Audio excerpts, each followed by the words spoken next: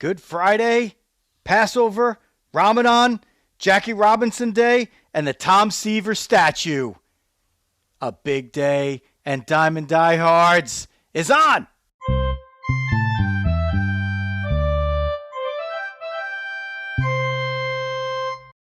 Joe Rizzo here, bringing you baseball along with the dog, Jeff Healy.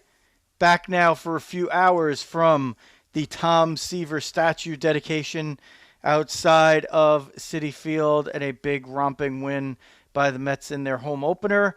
It's Friday Night Live, so if you are good enough and smart enough to have joined us on Facebook on the live stream, then we're at this point, it's the top of the seventh in Baltimore, with the Yankees holding a 1-0 lead over the Orioles, and cousin Anthony at the plate wearing his number 42, which if you're watching, you can see that I have on the 42 jersey for Mariano Rivera, and Dawg, apropos, has the 41 jersey of the late, great Tom Seaver.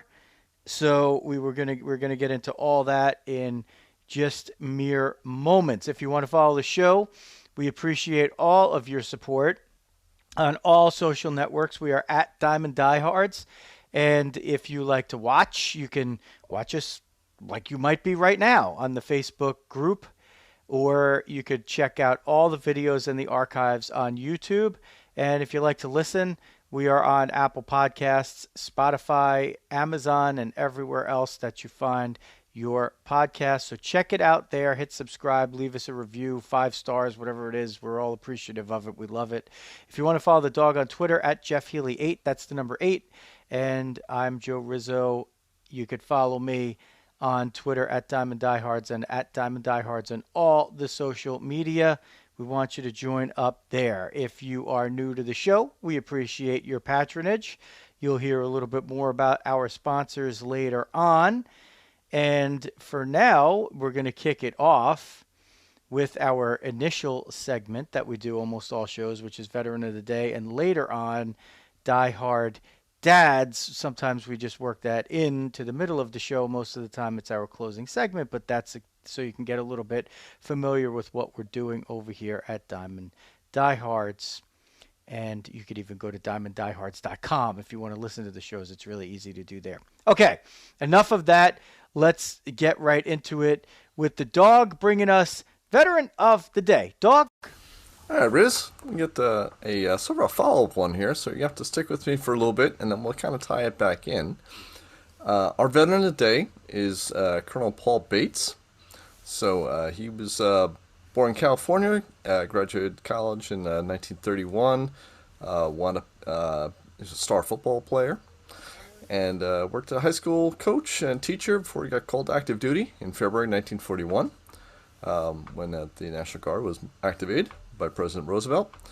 So fast forward a couple of years, he's now 1943, January 1943, so he's now jumped from first lieutenant to from first lieutenant to lieutenant colonel, which is a pretty big jump on there. He took command of the 761st Tank Battalion. So they went and did training in Louisiana and Texas, and eventually was deployed overseas and entered combat in November 1944. He also turned down a promotion to colonel from lieutenant colonel because he wanted to stay with his battalion when it went to deploy, which is a pretty selfless act to do.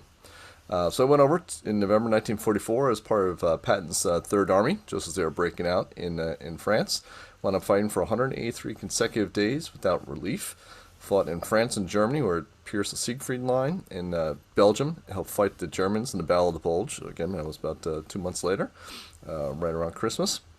Also fought in Luxembourg and Austria. All in all, went from France to the Enns River in Steyr, Austria, where I wound up linking up with the Soviet Army at the end of the war. Liberated a whole bunch of towns, etc., all the way across. Ironically, he was the first guy in his unit, in his battalion. So battalion's about 600 guys or so. Actually 700 back then. So the battalion commander was the first guy to get wounded, which is pretty unusual. I've never seen that come up before. So he got the Purple Heart. He also earned a Silver Star, 2 Bronze Stars, in addition to his Purple Heart. Went up going on to serve in Korea and Vietnam as well, which is pretty amazing. He was fairly old at the start of World War II frankly.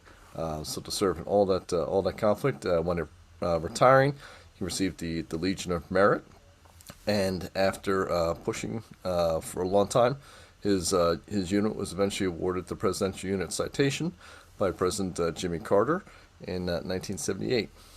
He also went and established a memorial scholarship for veterans kids of the battalion that served over in France, and finally passed with full military honors and was buried in Arlington National Cemetery. That's a pretty, I think, pretty amazing story, right? So kind of staying along on that. Well, the trick of it is, if those that remember from a previous veteran of the day, we talked about Jackie Robinson. And we talked about Jackie being a star football player as well, and then becoming an officer, and then being court-martialed back because he refused to move to the back of the bus because he did not have to, because it was a military law. They did not have to go to the back of the bus, but this was this was in still troubled Kansas at the time. So, for those who were listening on that, Colonel Bates was actually the officer who refused to court-martial Jackie Robinson. And that was when the Army went and switched Jackie to another unit, and the other unit said, oh, we'll go court-martial him. And then sort of the rest is history. He wound up leaving the Army and so forth, and then eventually, obviously, wound up coming out to the Brooklyn Dodgers and helping change the society that way. But this was I thought was an interesting one of kind of what happened to the colonel who was involved with Jackie Robinson. I thought I figured maybe he just served a little bit during the States and sent the unit overseas, and that was it. No, the guy led a remarkable career, and really showed that his character was on display throughout his entire life. So real great story, and I hope you guys all enjoyed that on the 75th anniversary of Jackie Robinson integrating the armed forces. And one of the guys that Jackie actually called out in his autobiography, of having the courage of his convictions to stand up for Jackie and to say and do what was right, even when it was hard. So that's it. Colonel Paul Bates, our veteran of the day. And I just totally hit that at the wrong time because I thought you were done talking. All right. It's close enough. I see. I'm trying something new without producer Xavier. But yeah, you were right. Dawg did not reveal the veteran of the day to me today, and he said it's going to be a great one. So I think that was pretty great and pretty apropos.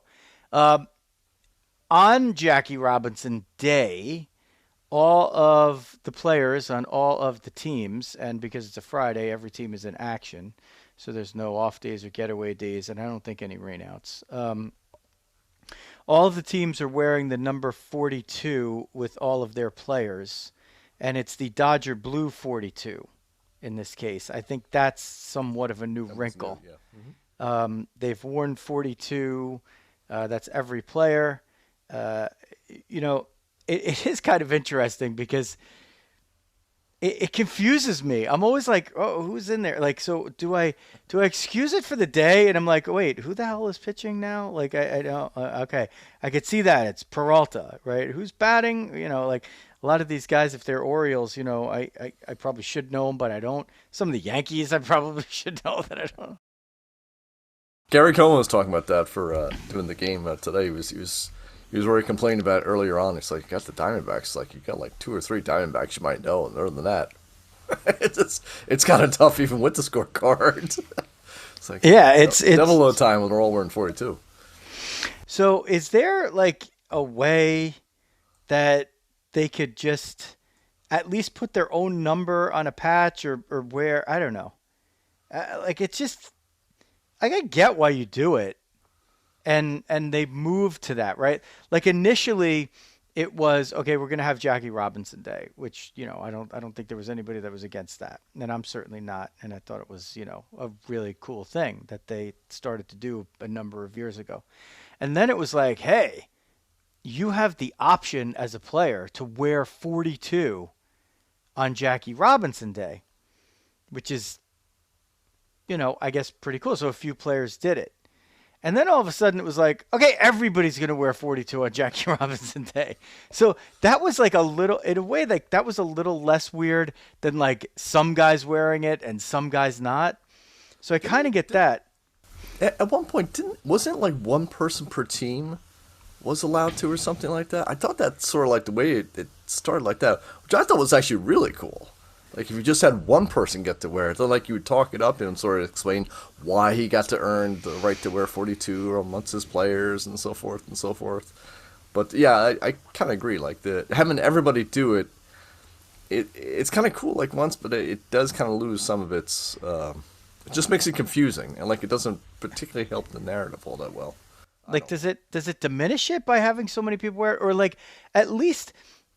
Like, why don't the players still at least get their individual numbers somewhere on there? So let's say, like, they had their regular numbers, but right above the number, there was like a 42.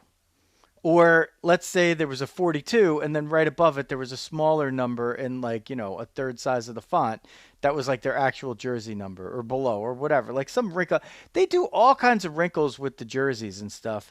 Like, I feel like in a way, it also, like if I was a player, I'd really cherish that jersey a little extra because there's no way to tell what, Francisco Lindor's jersey from Luis Guillorme's jersey from Chase Reaven. Jason Shreve's jersey. Like, there's no way to. So those jerseys are all kind of the same. There's no, like, it's not a little extra special. I don't know. Like, I just feel like, now that we've gone through the important 75th anniversary, which you and I were in the off season, if people are just listening for the first time, we're glad you're with us. But one thing in the off season during the lockout that you and I were like, the line is drawn. If you're not playing baseball on Jackie Robinson Day, like there's going to be a shitstorm from the diehards. Like, and of course they heard the show and they got themselves in line. But, here they are. And of course you decide to take, Dawg decides to take the pups to the Met home opener. And, of course, about 2.5 hours before that, they have the dedication of the Tom Seaver statue, commissioned, I believe, by the previous ownership over 3 years ago. But due to COVID and delays and a whole bunch of other things, finally, April 15th, 2022 was the day. Now, Dawg, I don't know if you knew this. The Seaver family was given the option to do it on this day for the home opener or to have a day that was separated, special, and apart. And they said, absolutely, on Jackie Robinson Day, it would be even better because Mr. Seaver was a huge fan of Jackie Robinson, and not just a fan of him in terms of his doings and his meanings and accomplishments on the baseball diamond, but as an historical figure. So that was something that I was not necessarily aware of until today. I was listening to the Mets broadcast and Howie Rose and Wayne Randazzo, which, I mean, listen, we always talk about how great the Mets TV booth is, and the radio booth is incredible with those two guys. And it was great hearing them explain that on the radio broadcast. So I found that to be very interesting, and the Seaver family felt it to be an even higher honor to actually conduct the ceremony on Jackie Robinson Day. Now, Dawg, who was at the site, tell us a little bit about, your day started, about 10 o'clock, heading to the train? We had it was an early day for the pups, so I was a little nervous, including the one living by herself downtown Manhattan. I thought that might be a bit of a challenge, but no, we actually we got into Penn Station at like 9 o'clock, so cause it was 10:30 for the ceremony. Pulled in. We were shooting for 9:19. One of the pups was a little bit late, so we got to 9:49. So we were a little further back than Papa Dawg would like to have gone, but c'est la vie. Oh, we still got a great sideline. It's really neat for the Met fans. Think about it. Pretty much as you come down the steps from the 7 train, and LIR as well. So like when you're coming down there, your CitiField kind of pops up in the background. You see the home run apple over to the left, and then just to the right, kind of the other side of the road there is the Tom Seaver statue. So it's really gonna be a great way to really kind of invite you into the ballpark. I think it's situated very, very well. It was cool that people were taking pictures, obviously, taking pictures during the ceremony, and then people started taking pictures afterwards and so forth. So I think that's hopefully going to be a pretty cool tradition to kind of keep up. The sculpture itself is tremendous. You can see it's basically this jersey here, and you can see like the etchings were able to kind of just subtly pop out within it. I mean, it's really an extraordinary job. I didn't get a chance to look at it too close and for too long. I'll do that as a follow up. But just as a statue itself, it's actually a remarkable piece of art to appreciate at the time. Great crowd. I mean, the weather was absolutely fantastic for once out there. Right, it was sunny and probably sunny and 60 during this ceremony. Steve Cohen gave a very nice talk. Howie Rose, Mike Piazza as well got the crowd fired up and stuff. Did anybody get booed? Steve Cohen, to his credit, mentioned Steve didn't get booed. The crowd went crazy for Steve Cohen. Steve actually mentioned the Wilpon Cats family that they had started the thing with the statue, which I thought was very classy. There was a little boos and hisses on that one. He managed it well through it, so it kind of rolled right through it and stuff. So that was maybe only a little bit of awkward part along the way. But it was just a very, very popular one. The Queensboro present went a little bit long. I was towards the back. It was getting a little rowdy. It was time to wrap it up. So he probably went about 10 minutes. Probably should have gone 3 or 4. Who is the Queensboro president? That is a good question. Exactly my point. Exactly my point. Nobody cares, guy. Nobody cares. I believe first black elected as Queensboro president per himself. So that's Jackie Robinson Day. So that's a little bit. That's a little factoid. That's great. Nobody wants to hear him talk for 10 minutes on Tom Seaver Day. Yeah, Sorry, pal. Yeah, he was. He did actually. He got the crowd going for a little bit, which was a little tough. Like everyone wanted the statue unveiled at that point, and he was only about halfway through the ceremony. Dawg, when Rocky was facing Thunder Lips, did they let everybody talk around? No, they just introduced the dignitaries that were there, right? So pretty much. But it was just a wonderful scene. Just a lot of love for Tom, and it was great to see it. Howie Rose was the MC as he is for all the main Met ceremonies, and did a wonderful job as always. So we got some shots. I think after the show I'm gonna throw it in our chat. I got a couple of the picks and stuff we'll throw in there. We'll see how I did pre beers. So and Uncle Paul was there. I totally zoned out that he was there. So I don't know how in the world we had that together and wound up not linking up. So that was a bad job on my part there. I should have connected the dots. I got to be honest with you. I have been all over the map the entire day. I have just been running nonstop since 7 o'clock this morning. I literally did not know Uncle Paul was there until just now. I did not. I was looking at it later. I'm like, wait a minute, Uncle Paul's there?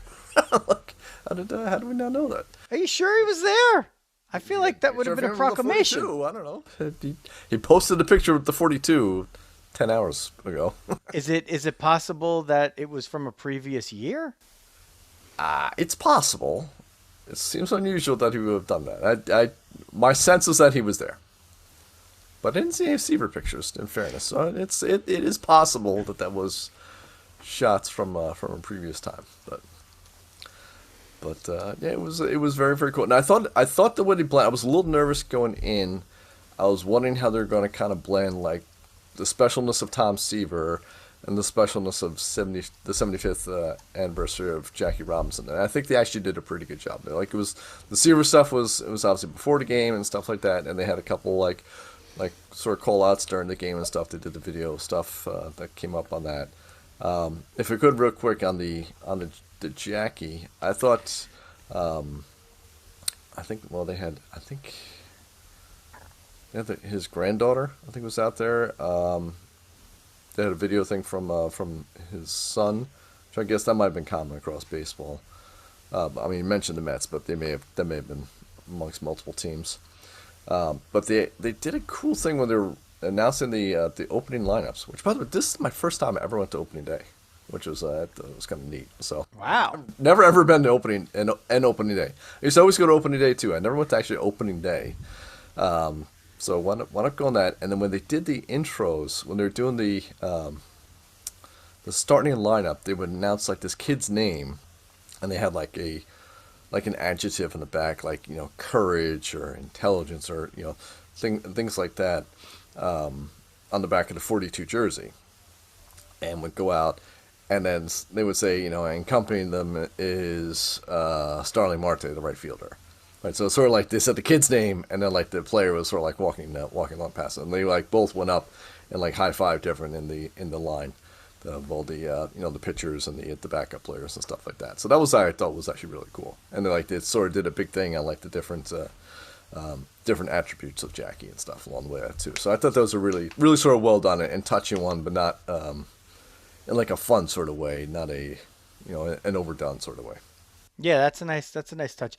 I feel like soccer was the sport that really started doing that more, like where they in these big games, like you'd see the players line up, coming out of the tunnel, and they'd have like a kid right next to them. Like for each player, there was a kid, and it's good to see them start doing that in baseball because, like, listen, right? It's such an easy thing to do, and Yep. any kid that gets to experience that, it's like the thrill of a lifetime.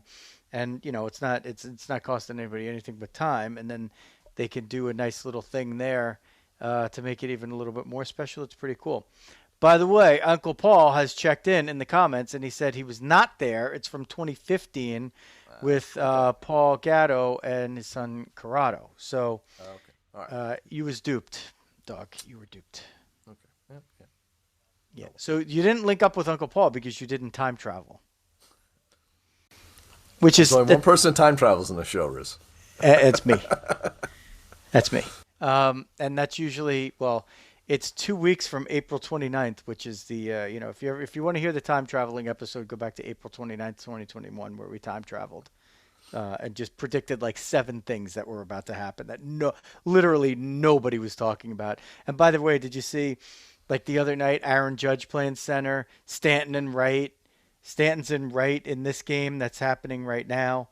And Judge is not even playing. Hicks is in center and Gallo's in left. So they're going. Rizzo is re-signed. They're going according to plan. Now the Yankees and the Birds are 1-1. Let's see. It's the bottom of the 7th, and there's 2 on and 2 out, and it looks like Loaisiga's in there. So, and right before we started the live stream, Aaron Hicks was up in a 1-0 game where the Yankees had the lead in the top of the 7th. He gets to 3-0, so he's 3-0 with the bases loaded, takes a strike, and then grounds into an inning-ending double play. That's Doug's guy, Aaron Hicks, right there. He's actually been one of the better Yankees, though. He's actually been one of the better Yankees early on, believe it or not. Except for when he tried to rob the home run from Vlad Guerrero, and they called it a home run, even though it popped out of his glove. That was a tough break. He's played better than I expected. I just didn't even expect him to ever even make the lineup this year, so anything he does to me is just gravy. Our pal Mike Saffo's already out on the Yankees. He made it through 6 games, and he's like, that's it. They fooled me last year. I made it to the end of April, and then I wouldn't watch them again. I think he quit after 6 games. I do have to confirm that with him offline, where he's just not going to watch them. Pretty sick bet. Yeah, it's pretty safe. Usually he's a man of conviction. I'll still watch him just because I love to watch baseball. And, I like to follow. Yeah, I like to follow just any, like I'm driving by a field and I'm like, I'll drive by like a little slower. I'll pull in and be like, oh, what's this kid doing? Like this kid throwing gas here. What about these kids? Are they trying to put the ball in play? Anybody stealing bases? It's just ball. Like I could just watch ball all day. And, of course we're in the softball season, but this is like more for the diehard dads, stuff, but it's just nice to be like the weather broke a little bit this week on what was it, Thursday. Tuesday, yeah. Well, yeah, but But yeah, really got really nice Thursday yeah, too. my daughter had a game on Thursday. It was like 85 degrees, but the place where she had it is like a higher elevation in New Jersey. And like I'm driving there and I'm looking at the temperature. I'm like, okay, it's 85. Like it's gonna be, it's gonna be a hot one here. Get out of the car. There's a little bit of like thin cloud cover. It drops down to like 76 with a breeze. Oh, it was perfect. No humidity. Oh, it was awesome. It was awesome. The game was like their worst game that they've played in 2 years. But other than that, like it was pretty awesome. Um, so we'll delve into that a little bit more later on Die Hard Dads. In the meantime, Dog, my left shoulder has been killing me. You know, like Really? just maybe too many push-ups in the steam shower. So I'm trying to lay off that a If little only bit. it was someone who could help you with something like that. Well, Gatto Acupuncture and Wellness in Glen Rock, New Jersey is probably where I am about to head. Perhaps even as soon as this weekend, if they are around, to have my appointment booked online at Gatto Acu, GATTOACU.com, or if I call 551-212-3845. Gatto Acupuncture and Wellness, Glen Rock, New Jersey. That's in Bergen County. So if you're in the Bergen and Passaic areas, or even a couple of the other areas, it's not too far. You want to check them out. They are newly on board, but I will be heading over there within the week to get the shoulder and the neck fixed up a little bit. Maybe work on the hip. So far, the early returns very good, so we are glad to have them representing us once again. Book online at Gatto Acu, GATTOACU.com, or call 551-212-3845, 551-212-3845, Gatto Acupuncture and Wellness in Glen Rock.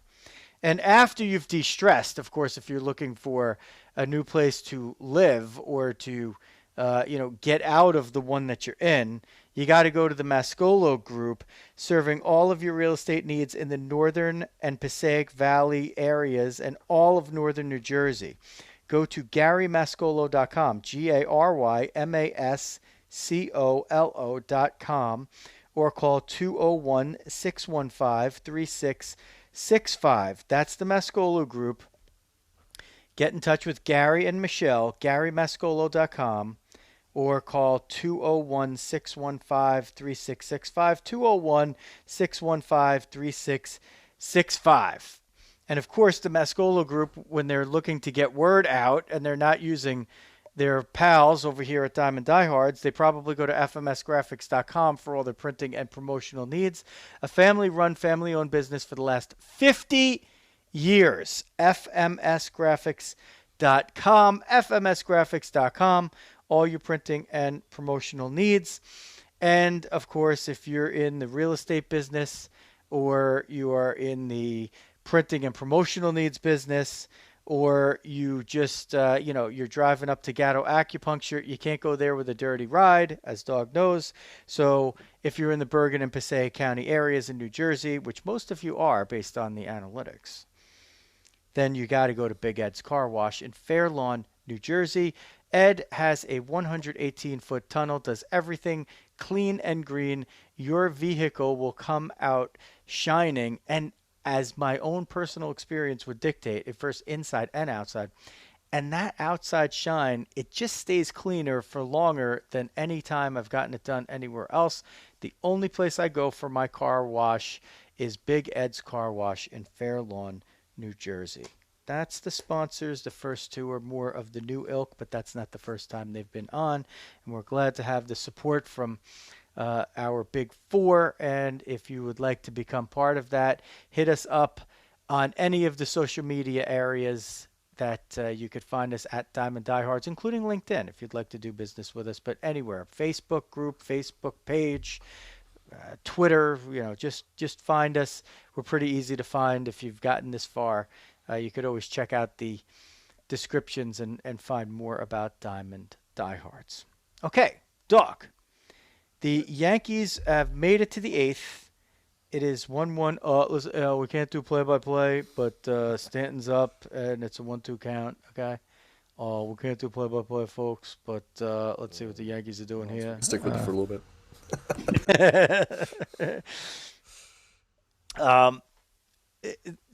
What's funny is like the overreaction stuff is always hilarious to me because like they're playing the Orioles and the Orioles are supposed to finish way, way, way back in last, and the Yankees are among that group of four that, are supposed to contend for the division and the three wild cards, right?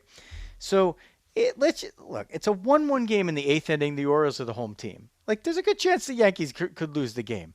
I mean, if the Yankees start losing, if they lose 2 out of 3 or 3 out of 3 to the Orioles, I mean, people are going to scream again for, Aaron Boone's head, Cashman. They're going to say every rotten thing about, like, the organization. This organization's a joke. So I do give our buddy Mike Saffo credit because he said it before any of this happened or didn't happen.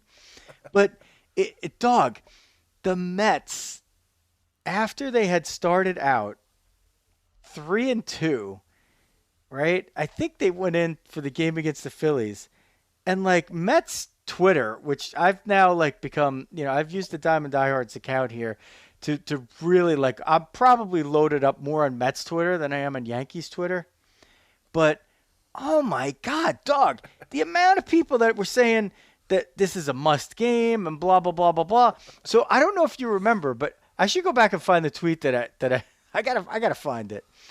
Basically, I lined up like what the Mets were on pace for, like through 5 games. Like I went and I did all the stupid math, but now I gotta try to find it. I'm going back in the timeline here.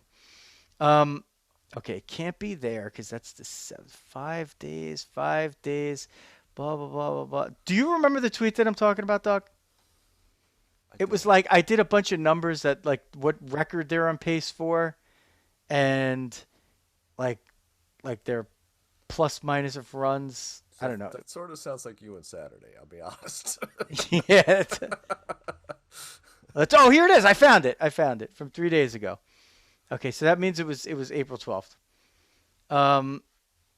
Okay. Mets on pace to go 97-65 with a plus 324 run differential without DeGrom. But based on tonight's defeat, their season is over. Let's go Mets, Los Mets, MLB, baseball, season is over, hashtag. Yeah, that's pretty much spot on Met Twitter. I mean, but the thing is, that's like... games and their closer wasn't even there. Well, you know what? They're flipping out. Right. That was the game where they had what the 4-1 lead. The back-to-back in the eighth, where they blew 2 straight eighth innings. That was a little irritating. I'm not gonna lie. Okay, but the season's not over. Like how many games are you gonna lose like that during the year? The Phillies. I mean, it was like these are supposed to be pretty good teams. All right, they're supposed to be there trying. Right? Yeah. And you're doing well against them, so. And listen, in the game where they were up 8-1, they did like a similar version of the same thing where they just didn't let up the 4 runs in the 8th. They let up 2 in the 7th, 2 in the 8th.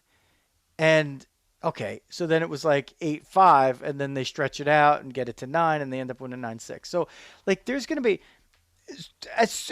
will there be a game this year, Dawg, where the Mets are down by 4 runs and they come back late to win against a division rival? One would hope so.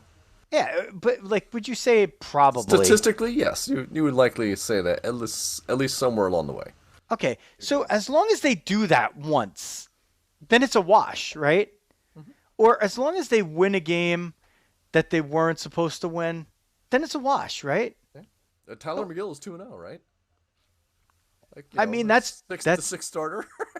And apparently up against the opening day guys, and is 2-0 and get the best ERA in baseball. Yeah. And apparently he got out better than we thought. he got a pretty sick ovation, right? He did, today. Yes. I heard he was crowd fave. So here's a couple of things that are happening on the field right now. Shohei Ohtani has 2 homers now, Dawg. I think, but at the time we we kicked off our live stream, he had one, and he's just hit another one. But of course, we can't do play-by-play, folks. So he's got two, and I believe. Let me just double check. I did see somebody just send this. Tommy Edman, of all people, from the Cardinals. I am double checking this. I believe he has 3 home runs. Oh, no. His third of the season. Okay. He's already up to 3 home runs. So that person was, I'm glad that I checked that. But Tommy Edman, he could not have hit that many even last year. I mean, I know he hit more than 3, but I have to see what he hit last year. He didn't have that many. He had 11 for the season. His career high is 11. He's done that twice. And in the truncated year, he hit 5. That was in 204 at bats. So that was a pretty good rate. But he's already got 3 through 7, 6+ games. So Tommy Edman is like a guy that you got to watch, I'd say, based on that. Cut him from fantasy. Cut him, yeah. Trade him. Yeah, trade him. I'm trying to do that with Stephen Kwan, the guy from the Guardians, who had he had the 115 straight at bats to start his career without swinging and missing at a pitch, and now he's like 0 for 2 tonight, and he's down to 476. Forget it. I'm like I might have to just try to trade him and see what it nets. See if somebody will actually bite, at the risk of every now and then we do see a guy who yeah, a guy. Well, not that he's going to become Ty Cobb, but sometimes these guys, who you don't expect, end up being real great players, and you just luck out. When I drafted Aaron Judge in my fantasy league, it was the year after it was actually ahead of the 2017 season where he won Rookie of the Year and the quote unquote should have won the MVP year, but he was people forget how big of a prospect he was, and then he just had 1 year where he didn't do so well in his cup of coffee, and then everybody kind of forgot about him. And I'm like, all right, well, I mean, if he was that big of a prospect a year ago, he's worth taking a chance at late in a serpentine draft. The problems with contact, right, and striking out a little bit, which is I mean, he just unusual for a young player. Yeah, and the thing was he wasn't that young of a player, right? So he was a guy that I'm like, well, listen, I didn't think he was going to become what he became, but you take a chance on guys like that sometimes, and it pays off. David Justice is a guy that kind of rings that bell for me too. He got off to a hot start, and he was a guy that was kind of passed over by the Braves a bunch of times, and then all of a sudden he's in there, and then he eventually just became David Justice. Everybody thought he was kind of just a guy that they were bringing up. But if Stephen Kwan ends up being that guy, then I'm genius again. And after picking a guy up after he goes, hits 800 in his first 3 games of the season, That's baseball, Susan. That's baseball, Susan. Sometimes it's a home run. Sometimes it's down on the warning track. Yeah. What are your early season observations outside of Mets and Yankees? Has there been anything that sort of jumped out at you from a baseball perspective? Not necessarily hot starts, slow starts, or just not even standing stuff, right? Because it's so early, but just anything that sort of jumps off the page for you, Dawg. I mean the Kershaw outing, right? The going and having such a great start and getting lifted. It's so shocking. Like I said, they had the stat. It 15 times this happened, and 6 times in the last 10 years, and 3 times Dave Roberts is the manager lifted the guy. Yeah. 7 innings, no hits. I mean, it's understandable. I mean, Kershaw coming off the injury, it's a little bit more understandable. And as a Met fan, Johan Santana, right, always sort of echoes back on that. I mean, I think it was a completely different situation with Kershaw, that his pitch count was way lower. I mean, it really wasn't a real stretch to say let the guy go another inning and see what happens. But I thought that was kind of a a bit of an eye popper, kind of coming out. I'm trying to think who else. I mean, the thing is, it's like I don't know if there's anything else really like too early on that's really sort of popped out at me too much yet. like so. If he's let's just talk about Kershaw for a second because that's a good one. I'm glad you brought that up. So, for those who didn't see, which is possible you didn't happen to run into this one, Clayton Kershaw from the Dodgers throws 80 pitches. He has a perfect game through 7 innings, and he's lifted from the game because he was basically on a 75 to 80 pitch limit. And the thing is, though, like, is there some point where you could just say to Clayton Kershaw, like, listen, go out there and just go out there at 50% or whatever, and don't risk anything, but like, maybe you just run into 6 outs and like you got a perfect game, right? Like let him hit it. Yeah. Let him hit it. If you let up a hit, you're going to be done anyway. But at least go for it, right? Because the thing is, Dawg, I like we talk a lot about this stuff, about what's wrong with the game, and you're taking certain things out of the game, like contact, right? And hard slides into second base or any base, essentially, right? That was the other thing in the Texas-Colorado game, which I can't even, like, I'm still looking at that replay. I don't know what the fuck happened, like, how is that not, like he didn't even go at, whatever. We'll get to that. But, the things that you take out of the game, you run the risk of, like, demoralizing other things that are great about the game, and those are individual moments that players record for themselves, but they share with fan bases, and fan bases talk about those moments for the rest of their lives. And to see Clayton Kershaw in Dodger blue throw a perfect game would be one of those moments. Like it would not be the same if Blake Trinan or whoever else they didn't bring him in, but they brought in somebody else, and he quickly gave up the even the no-hitter, let alone the perfect game. But like if Blake Trinan comes in, it's a great accomplishment still if the team doesn't allow a base runner, and I would never take away for a second anybody who participated in a combined no-hitter or a combined perfect game. But we've had somebody on the show that participated in one. Greg Olson, the former Orioles closer, was on with us last year. But from a fan moment, within the span of this conversation, you even brought up Johan Santana as a Met fan. And did that, no-hitter where he threw, 154 pitches or whatever it was he ever the same after that? He was never the same after that. Was it that particular game? It might have been. It might not have been. It's always going to be up for debate. We'll never really know. It doesn't. The forensics don't look good. The eye test doesn't look good. But you don't really know if it was going to happen. Next time out, I think actually he was okay.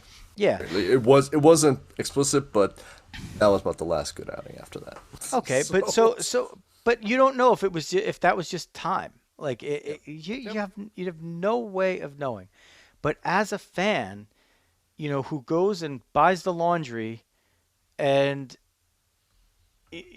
like those are moments that you look at. Like baseball is about that. That is one of the things in the fabric of baseball that's really important, that you get those moments, because World Series and the players given that opportunity to seize that, right?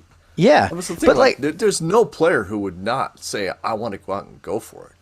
On there, and you could tell. I mean, you could see in Terry Collins' eyes, like during the Santana, like he was hurting. Like he's like, "I really should get this guy out, but I simply can't do it."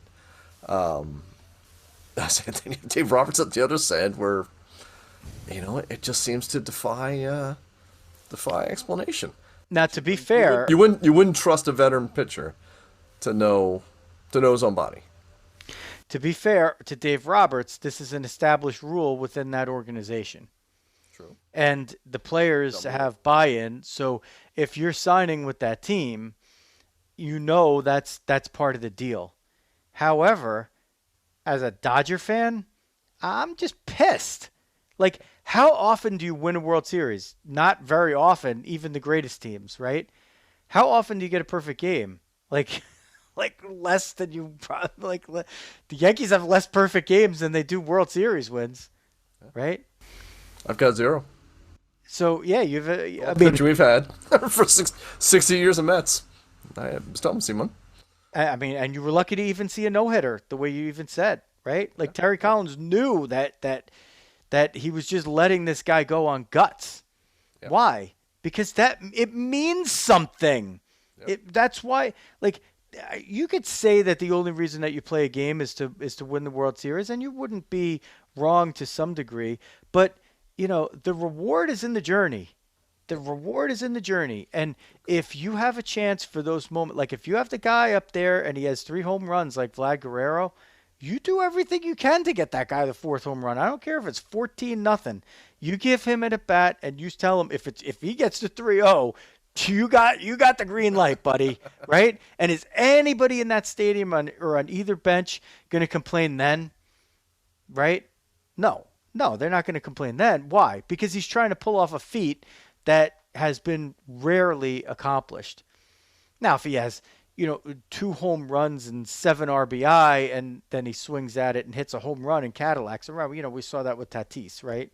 And where he hit the 3-0 pitch, and it was off of the position player. I mean, come on, like that was a lot of uproar and a lot of discussion that came around that, and people really coming down on both sides of that argument. But the perfect game is a unicorn in baseball, right? The no-hitter happens, but even that one, it's tough to get. Now, could you imagine if you were a fan of one of the teams that's never in contention, or at least for the last few years, the teams that are down right now, the Pirates, the Orioles. When John Means had a chance to get his no-hitter last year, there was no way that they were taking him out of the game. And he went through and he got it. And guess what? That's of all the moments that happened in the Orioles 2021 season, they'll remember that one. They won't even remember what their record was in 2021. They'll remember like, oh yeah, we were crappy, but man, Means gave us a thrill, right? Yep. They're going to remember it. And that's a way to reward your fan base. It's still it's competition, but it's entertainment at that level, and it's not entertainment at the expense of anybody else. Like where I don't mean like a bat flip 26 feet in the air has to be your entertainment, but an accomplishment on the field like that that's the fabric of this game, man. And I was like, I'm not a Dodger fan. But man, I would have loved to see Kershaw add a perfect game to his resume. I mean, I would have stopped whatever I was doing, and I would have had that on my MLB TV right away. And that moment just slips away, right? And the thing is, he's got 80 pitches. It's not like if he threw 105, I'm like, okay, I'm gonna give in. I'm gonna give in on that. Darvish, Manaea. They go 6 innings and 7 innings respectively for the Padres against the Diamondbacks in the first 2 starts of the year. The Diamondbacks don't get a hit off the starting pitcher in either of the first 2 games. They win the second one. They won one of them. I think maybe they won the first. I don't know. They won one of them. I forget which one. But that was the Seth Beer home run on National Beer Day, the walk-off. But those pitch counts were higher. And Manaea made it. It's a funny one with Seth Beer, by the way. I was sitting next to like an 80-year-old woman. Yeah. I don't know, in the 70s, let me put it that way, with her friend, which was sort of like a cool little story I was going to touch on later. But like, you could tell that like they must have been going to these games like forever, right? So, and she goes, Seth Beer, good name for a ball player. Just out of the blue, sitting next to me, like, you must be a diehard. Yeah. Did you get any new followers or listeners today? Not yet. So come on, you gotta talk it up while you're out there, dog. Jeez. I know. You know what we might have to do? We might have to get like little handouts from fmsgraphics.com.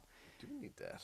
That would So have been like we could perfect. put something in somebody's hands and say, "Here, go check this podcast out," or just give me your phone right now. I'm gonna I'm gonna subscribe to the podcast. How do I subscribe to the podcast? You know what? Just give me your phone. I'll do it. What's your code? Yeah. Here, smile. Make them open their phone with their facial recognition. There you go. Um, yeah, we gotta spread the word. Like that's one way to do it. You got to get That is those true. people out there. You got to do most of the people. I The was trying, amazing, trying to sneak a plaque there next to the statue. the amazing thing is, you'd be just so surprised, like how many people don't know how to listen to a podcast. Like they heard about it, they understand that like you have some kind of show. They're like, "Oh yeah, but I don't know how to listen to a podcast." I'm like, with your ears, you listen, or you watch it on YouTube. The funny thing is, YouTube is the easiest thing to describe because like kind of everybody knows what YouTube is, but like our YouTube presence is just not good at all. Now, granted, that's Nascent. we focused mostly on from the beginning on the audio stuff, which is it's this is more of an audio driven show. Like even a lot of the podcasts that I listen to that are longer, I'm almost exclusively audio. I'm very rarely watching, you know, and that's fine. And I think that's the majority of people, and our analytics and stuff say that anyway. But there are definitely people who will keep it on YouTube even if they're not watching it. Like they'll listen to it that way, but it's just not the same. It's not the same base. It just doesn't it hasn't worked out quite yet that way. YouTube's one of those things where it might take us a few years to become overnight sensations, I'd say.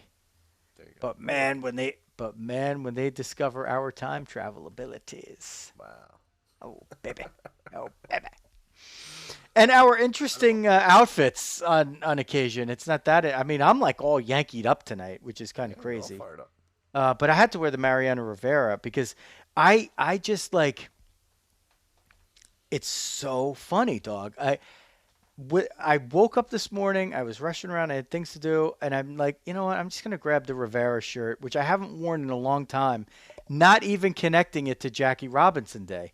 And of course, if you don't know, Mariano Rivera, the great Yankee closer, unanimous Hall of Famer, was the last permitted major leaguer to wear number 42 as his regular uniform number.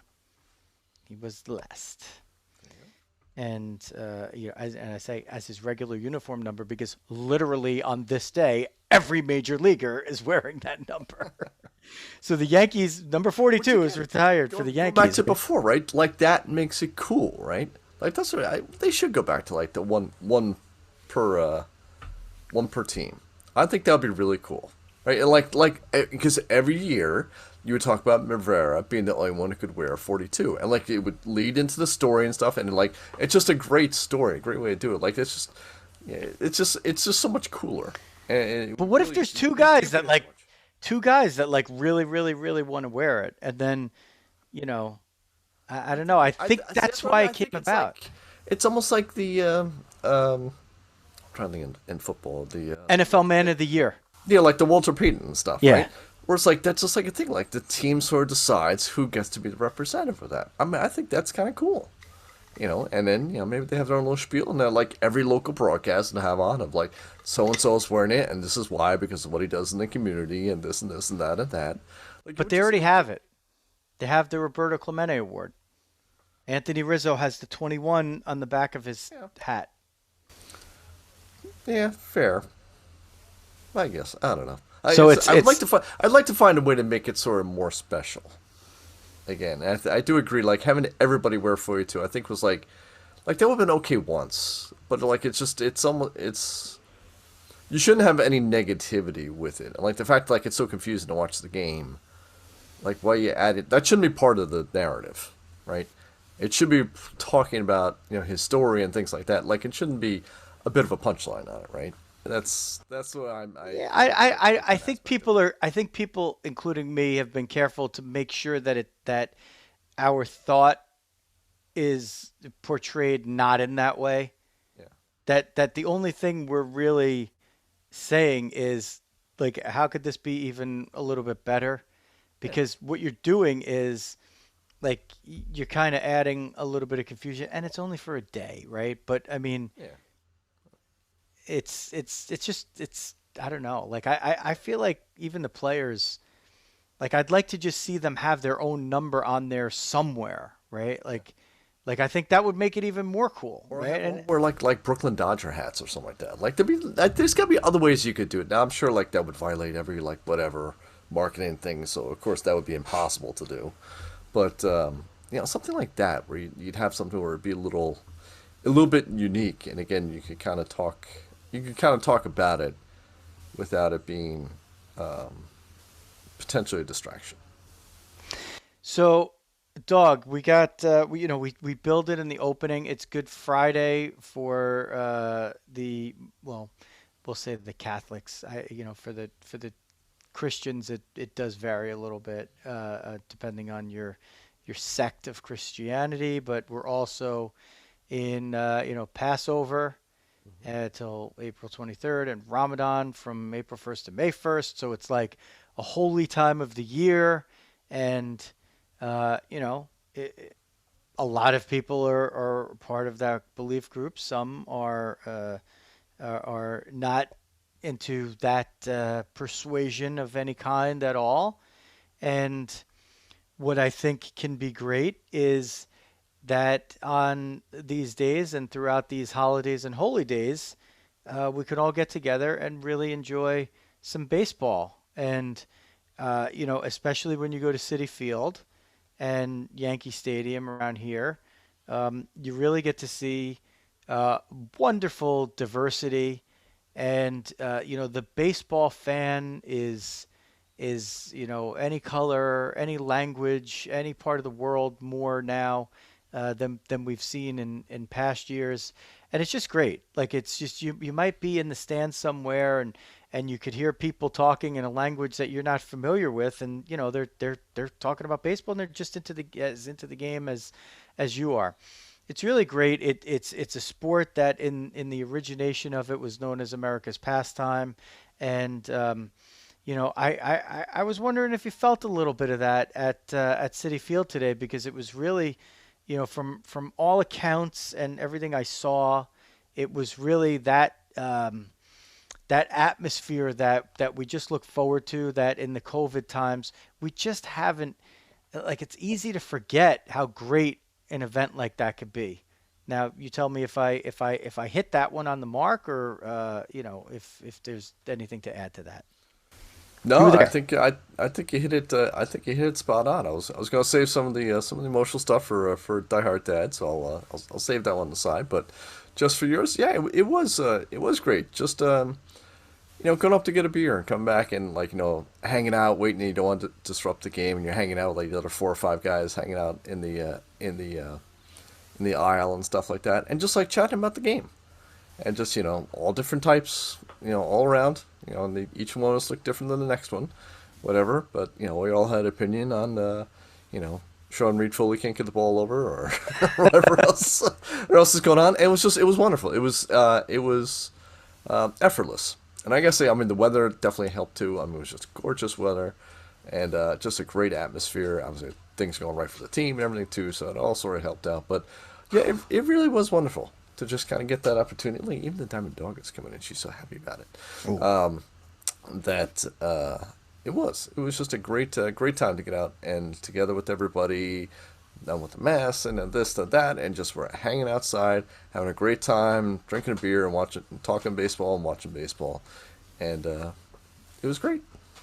On this day 75 years ago, I would hope that Jackie Robinson's hope would have been that people of any race, color, or creed in the stands, representing or rooting for the team that they want to root for and the players that they want to root for would have that, would have that freedom. And, listen, when I'm at a Yankee game and I see somebody wearing, the pinstripes or the logo, or even when I'm not at a Yankee game, the last thing I'm ever thinking about is what race, color, or creed you are because you are Yankee Nation. right? Like that's the beauty of sports. Like, and you know, like if Jackie doesn't happen 75 years ago today, like would we be here right now with that, same mantra that we could say and just for like we're not it's not even like a thought in your head, right? Where you just like you don't see a difference between uh whatever players out there based on their color. Like you don't even think about it. Like it's Yeah. and I don't know, maybe there are people out there that do, but I don't, I think I think most people are in that role. We're not all the way there yet as a country. I think that's in fairness. Um, Certainly doesn't transcend on the field, right? I mean, people are always sort of cheering for it, but we still have issues in this country. Um, I think it's gotten better, and certainly when you look back and now look to where you are and look where you're going forward, I certainly think we're on the right track. Um, and Jackie was a great example of how to do it and do it with class and dignity and proving it on the field. right. It's about what unites us, right? And at like you're wearing your Met stuff, I'm wearing your Yankee stuff. What unites us? The Like, love of baseball yeah. I mean, that's what it is and right fear of the there. wives. Yeah, I mean that's basically it too. Knock, knock, knock, knock. Veteran, veteran hubbies. Yeah. Knock, knock, knock. What are you doing in there? I'm working for the government. Um, yeah. So, well, I guess that now that I've mushed up Dog a little bit, we will transition into Die Hard Dads. Go ahead, hombre. All right, this was a great one, Riss. I'll be honest. I was thinking all week whether or not to go out to opening day. Um, I said before in the show, I had actually never been, which I think is kind of crazy considering how long I've been following baseball. But I decided, at the statue, I'm like, maybe I'll just go out for the statue. And I'm like, maybe I'll just get standing room tickets. Like, it's kind of fun, just go hang out in Shea Bridge, whatever, and go hit that for a while and go. And then like one thing led to the other, and I'm like, maybe I'm gonna bring Michael. Then it was Keegan. So, fast forward, six of us are going out there, and from like multiple places, Molly flying in, and Katie coming up from downtown and all that. I had real flashbacks to, and this is where I'm gonna get a little weepy and stuff, but I went to Tom Seaver Day. I forget it was 88, 89, something like that. Sometime in the late 80s where they retired this number. I do remember going down as a family and going down and watching it and listening to Susan Wallman sing. By the way, who had that unbelievable. That's what's one of my big memories of that day is what an unbelievable voice Susan Wallman had. Yeah, she was a Broadway performer. She was People have don't know. unbelievable. Like I was Yeah. like I knew her as like the fan sideline reporter. I think at the time for the Yankees. I was like, oh my god. First I was like, why is Susan Wallman here? Then I was like, oh my, now I get it. But anyway, I digress. So it's obviously a wonderful day for that, and even more so for like my parents who were like Tom was like a legend for me, but I never really got to see him and appreciate him as much. Even in '83, I had a little bit of a taste, but By the way, Jog, July 24th, 88. okay, there we go. That's So it. There's your memory's date. still hanging in there somewhere. Yeah. And the team was doing pretty well too, which helps out. Um, so we go with that. So it was, I had memories of myself growing up and Tom, being part of the event of going to the game. So I was like, I'm like the statue, everything else like that. I'm like, I kind of have to do it, and I really sort of took the time, and Dad's not doing well health wise and stuff, so that's been kind of in the back of the head a little bit too. And this is probably my first time, so I've been sort of like, what, I need to kind of do this, and I need to appreciate and look, I guess, second perspective, third perspective, or something like that. Second perspective, I guess, kind of like watching the kids and getting enjoyment out of the kids being together, and they're a little separated apart now with college and things like that, and just kind of having everyone back and baseball being sort of the reason that we all got together. And, I sort of said, I even went to one point, like, remember this and remember to do something like this someday for your kids. And it was wonderful. It was flat out just a wonderful day, and it's going to be one of my best memories of a dad in my life. You got to run down for posterity now, because now you have this to That's it. in That's it. perpetuity to explain the story.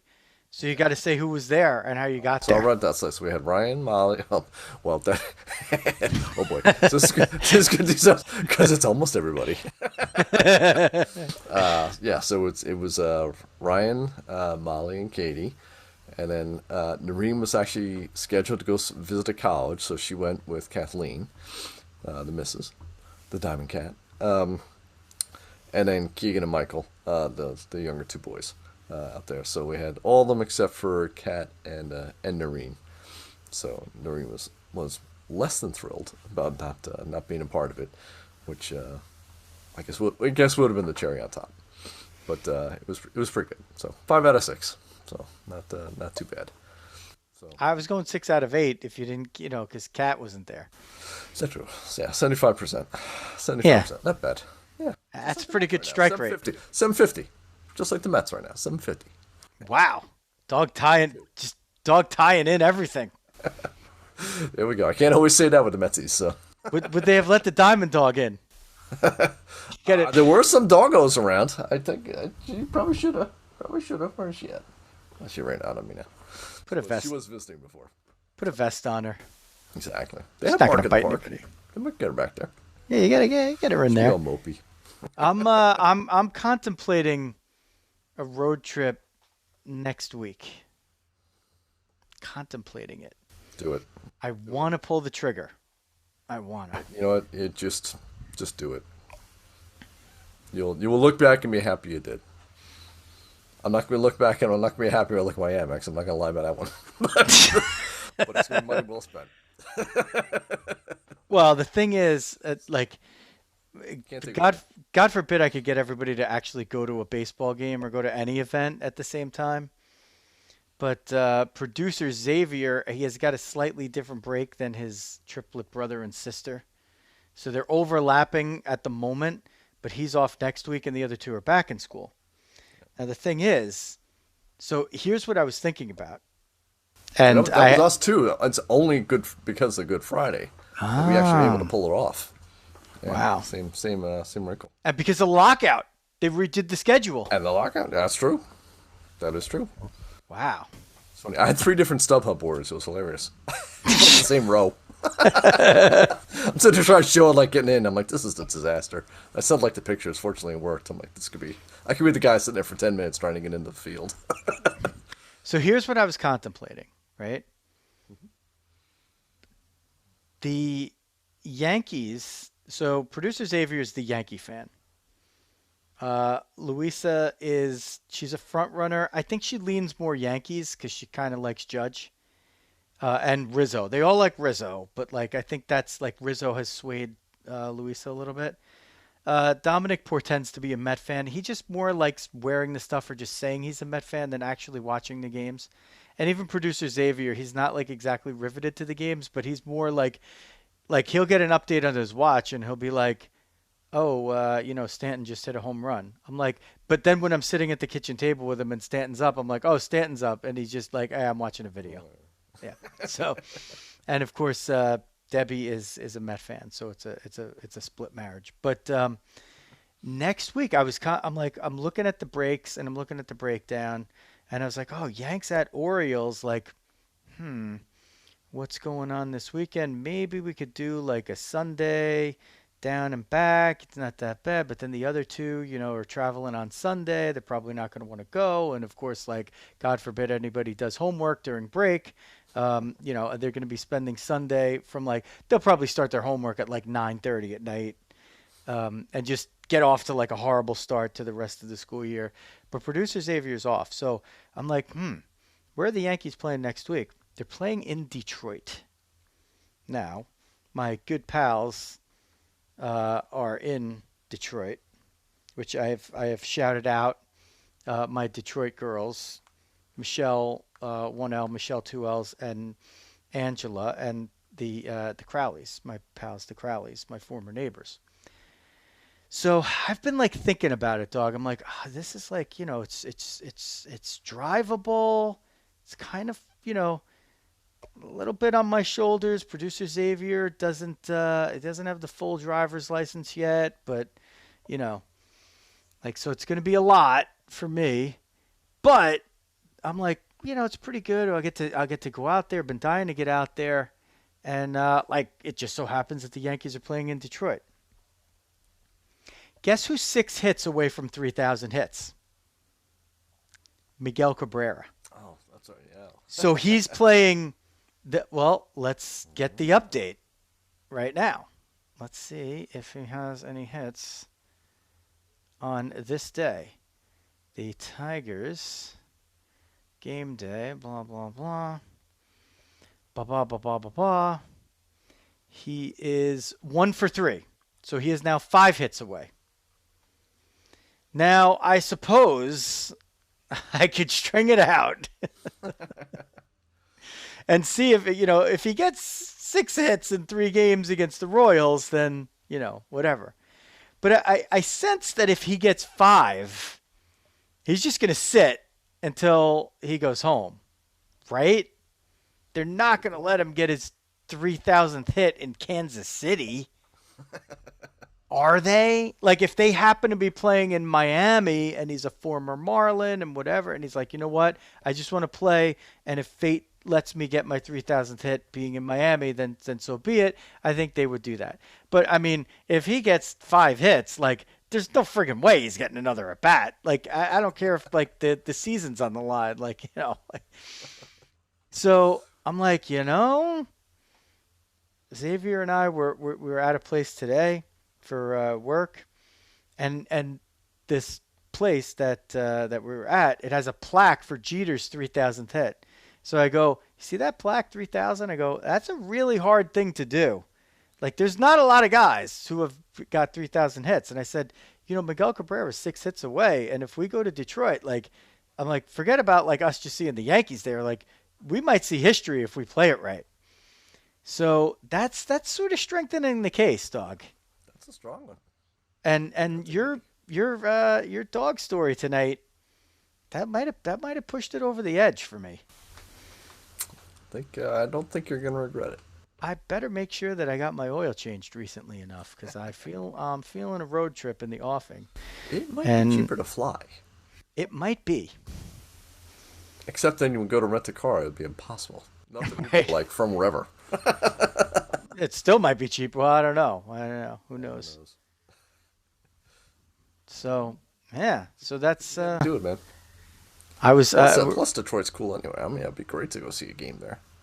Yeah, I haven't been... I've been to Tiger Stadium with the great Jerry Milani. And the Tigers won that game in a walk-off home run. Tony Phillips off of Steve Farr, who Jerry used to call Steve Fart. But I have not been to the new place, so that would be pretty interesting. And we got the friends there, so I might have to make my my follow-up calls and texts after we get off the air here, unless they're actually watching or listening, in which case the surprise is over. Surprise! I'm here. Oh, it's like a Tuesday, right? Yeah. You guys aren't on break? You guys don't have break either? I had the earmarked game as the Thursday game because it's a day game. But their night games, I think, start at 6:40. So that's kind of like pretty cool. I'm like, we might just have to go to every game and see if he gets that hit. Yeah. And then, like, what's the worst thing that can happen? Play Thursday. No, he's gonna play. I mean, if he's 1 hit away or whatever. Oh yeah. If he's X hits away, he's playing every home game until he gets that hit. And he's only DHing now, so it's not like he's got to do. I mean, he could even play the field if it's a day game after a night game, or he could play the field in one of those games if he wanted to. But I don't know. That would be pretty cool, right? That would be very cool. I might have to pull the trigger. Producer Xavier, This would have been a good time for you to monitor the live stream. I got news for you, buddy. He's looking. He's But finally then you looking. know how it is, dog, with the triplets. Like you got to make sure there's no jealousy going back and forth, right? Like you gotta really try to treat all of them equal because they're all the same age, right? Like it's everybody always feels like they're the one getting the shaft. If you're doing one special trip, you're gonna have to do two other special trips. Well, Louisa got the Worse. special trip a few years ago. So Winnipeg and Calgary for Devils games is pretty special. there you go. So Dominic's harder to do the special trips for because he's not that into the sports stuff. So like I've wanted to take him to, but like the auto show wasn't there to be all set. well, even producer Xavier's big. That's his big thing actually, is cars. But he's even told me today, he's like, I don't even think I want to go to the New York Auto Show. It doesn't look good. I'm like, all right, if we don't have to go, we don't have to go. But maybe we would. I was thinking I was going to take him there on Saturday morning, but then they booked a job, these guys. So Rizzo Automation is working. Now they'll be our next sponsor. Good. I get some shout outs. Yeah, I can actually look out and see the Javits Center from my office Wow. that I go to once a year. Yeah. So far. Actually, doing the taxes, I think I'm actually going to do like no New York income. Like, I didn't go to New York. Yeah. I'm like, I think that's pretty solid there. I'm like, VPN into Bethlehem. Like, I wasn't there. Yeah. Legit. Yeah. I mean, Gotta think that one over. I wouldn't think it I over. think Jersey charges more anyway, actually, though. I remember looking at one point, I'm like, I don't think this actually saves me any money. Like, it might actually cost me money. It's like Jersey's much less into the exemptions. So, Well, whatever it is, you'll figure it out legally. exactly. We'll figure it out. All right. I think we wrap it there. I think so. All right. I think we covered it all for the April 15th. We didn't even, I mean, you even got tax day in, which technically, because, it being on Good Friday and all, they extended it to the 18th. So That's right. don't waste any more time. I gotta say, I was looking at the polar burger. I was going by in the shade at the burger for Pete Alonso, whatever. I'm like, Oh, boy. I held strong. Good Friday. I'm like, oh, $17 worth of heart killing. It looked good though. I'll say this. There is, the Rizzo Automation boys did check and they said, oh, Dad, for Good Friday, there is no limitation on alcoholic beverages that you can consume. I'm like, why are you telling me this? Then I'm like, oh, yeah, wait, I know why they're telling me this. But I've been dry on a show night, but I probably shouldn't. The Have been, dog but was I done. am. I know. The dog was Had a bagel and a lot of beverages. dog was lathered up. Lathered up. Keep up strong. By the way, I stopped at Dunkin' on my way. I had to go out to Pennsylvania this afternoon. Stopped at Dunkin', fasted until about 2:00. Ordered the egg and cheese on the sourdough. I'm like, that should get me through. Yep. I start taking the first bite while I'm driving. I'm like, they put ham in it. Oh, I'm going to hell. That's unintentional. It's unintentional. No, it wasn't intentional. Unlike Russ when you ate the hot dog anyway. Yeah, that was Taking that. a hit. But I will say that Debbie Rizzo did. She actually went through and she took the ham out of the sandwich for me. Wow, there we go. That's love. So I stayed with it. I did my thing. I had to stick with it because I was wearing my Fordham sweatshirt. I'm like, if I'm wearing a Fordham sweatshirt, I kind of have to avoid eating meat on like Good Friday, right? Like gotta rep my school a little bit. That's Yeah. right. We're dragging this out pretty good tonight, Dog. I think we got to wrap it there. Follow the show at Diamond Diehards everywhere on social media. If you want to follow the dog on Twitter, at Jeff Healy 8. That's the number 8. And if you want to interact with us, please do so on any social media, including LinkedIn, if you'd like to do business as well, like our wonderful sponsors, Gatto Acupuncture, the Mascolo Group Realtors, fmsgraphics.com, and Big Ed's Car Wash in Fair Lawn, New Jersey. They are helping us out and put on great shows for you and more great content as we've moved along. If you want to check out our archives, we've even done a golf show recently ahead of the Masters, in which case, if you listen to that and you were a betting person, you might have found a couple of gems in there. I think that we might do a little more of that ahead of each major, but that remains to be seen, and we might try to do a little breakout content for other stuff. A little bird tells me the NFL draft is coming up. I don't know, anything about that, but Dawg might have something to say. No guarantees, but some things may or may not be in the works. So, trying to branch out a little bit for you over there, and we want you to subscribe. If you're checking us out on the Facebook group, we're glad that you're doing that, and just hit that, hit the subscribe button or join the group Facebook page as well. And if you like YouTube, we're on there, so go on YouTube and hit that subscribe and the alerts button. And of course, Apple Podcasts, if you happen to run into us, then hit the subscribe or follow button there, and Spotify and Amazon Podcasts as well. That is going to do it for a Good Friday Night Live in more ways, shapes, and forms than you could shake a stick at. For the Dawg, Jeff Healy, this is Joe Rizzo. Diamond Diehards is out.